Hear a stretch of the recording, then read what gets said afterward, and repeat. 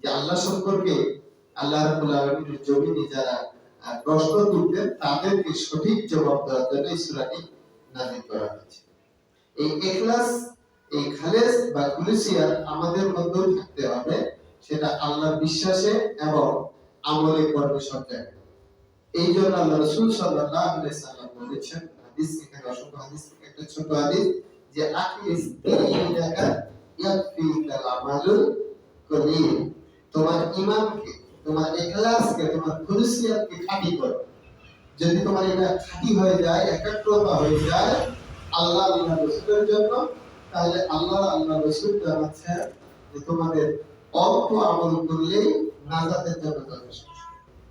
এটা কিন্তু আমাদের নুরানি বাচ্চাদেরকে যখন লেখাপড়া শেখায়, প্রথমে বাচ্চা পড়াইলে সর্বপ্রথম এই হাদিসটা শেখায়।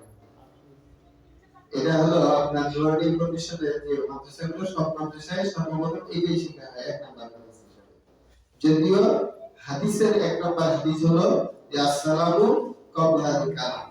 হাদিস হলো এক নাম্বার এটা, আসসালামু ক্বাবলাল কালাম, কথা বলার আগে সালাম।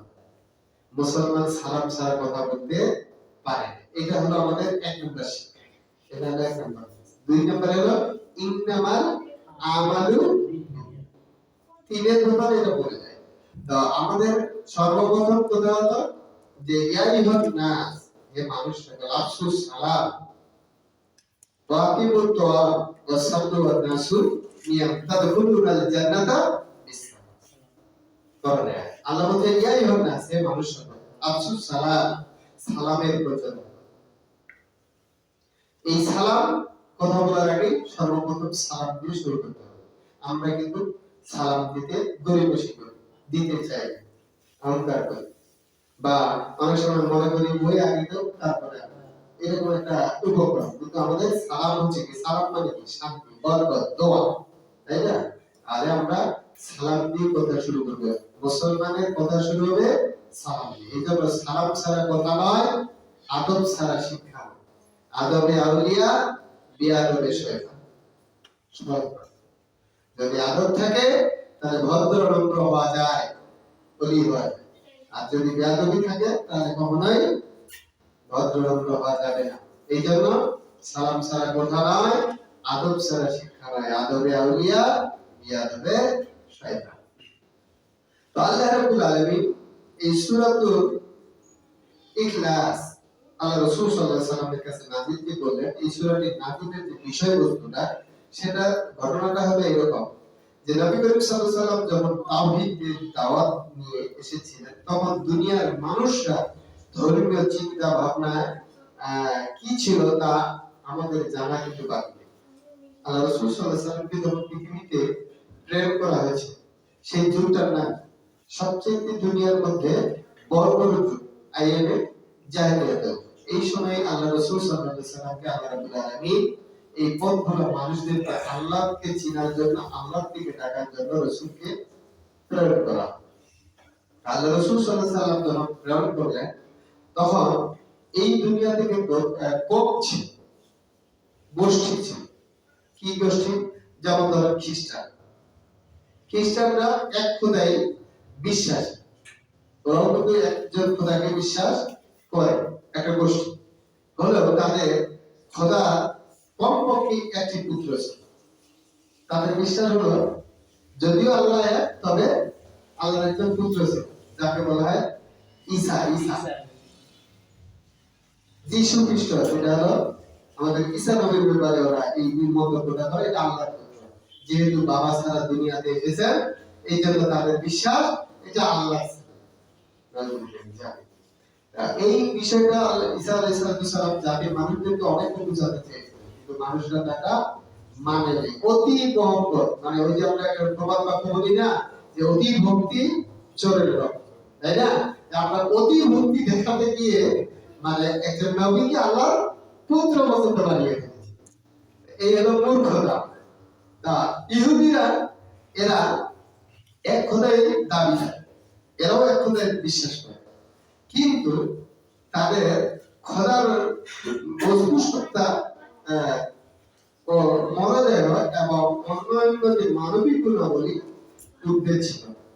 তাদের খোদার টহল দিত, তাদের একটা বিশ্বাস যে আমাদের স্রষ্টা বা আমাদের আল্লাহ, আমাদের খোদা আমাদের মাঝে আসতো, আমাদেরকে দেখাশোনা করতো। কিভাবে? যে আমাদের সাথে কুস্তিতে লড়তো।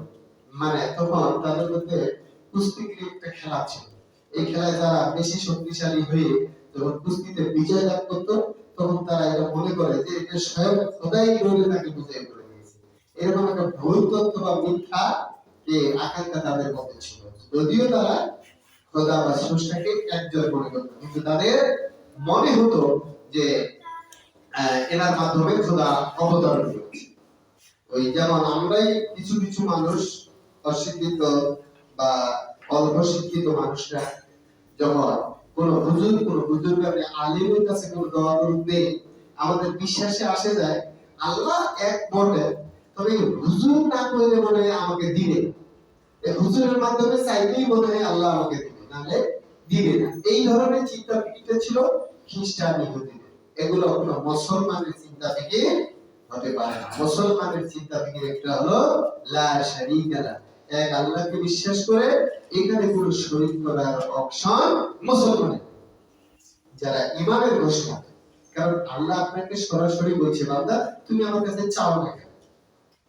আজকে আপনাকে অসংখ্য জাতি থেকে হারেক করে একটা মুসলিম ভূখণ্ডে, একটা মুসলিম সমাজে একটা মুসলমানের বাবা মা সন্তান হিসাবে আপনাকে জন্মগ্রহণ করার ব্যাপারে না আপনার দাবি ছিল, না আমার দাবি ছিল। কথা বলেন, আমরা কি কেউ আগে থেকে আল্লাহকে বলছিলাম যে আল্লাহ অনেকগুলো জাতি পৃথিবীতে আছে, এগুলা বাদ দিয়ে আপনি আমাকে এই মুসলমান ঘরে জন্মগ্রহণ করুন, এটা বলছিলেন? কেউ বলি। তাহলে যে খোদা, যে আল্লাহ, যে স্রষ্টা আমাদেরকে জান্নাত দিবে বলে পৃথিবীতে শ্রেষ্ঠ উম্মত, শ্রেষ্ঠ মানুষ, এই রকম একটা জাতি কওমের মধ্যে আপনাকে জন্মগ্রহণ করাইলেন, সেই আল্লাহকে আপনি দোয়া করবেন, আল্লাহর কাছে চাইবেন, এখানে আপনার মাধ্যমের দরকার আছে? আল্লাহ বলছে সরাসরি। এই জন্য আমাদের কোনো মাধ্যম অন্যান্য ধর্মের চলে। অন্যান্য ধর্মের সিস্টেম হলো যে আপনি যতই শিক্ষিত হন, যতই জাননেওয়ালা হন, ধর্মগুরু রয়েছে, ধর্মযাজক ছাড়া আপনার কোনো ইবাদত বন্দেগী, পূজা বান্দা হবে না। কিন্তু মুসলিম ধর্মের এই ধরনের কোনো ইতিহাস নাই। ততটুকু কোরআন আপনাকে নিজেই শিখতে হবে, যতটুকু আমল করলে আপনি আল্লাহর আল্লাহ রসুলকে চিনতে পারবেন, আমল করতে পারবেন, অতটুকু কোরআন শিক্ষা করা সমস্ত মুসলমান নরনারীর জন্য ফরজ রয়েছে। এই জন্য আল্লাহ রাব্বুল আলামিন বলছেন তলাবুল ইলমি ফারিদাতুন আলা কুল্লি মুসলিম ওয়াল মুসলিমাত।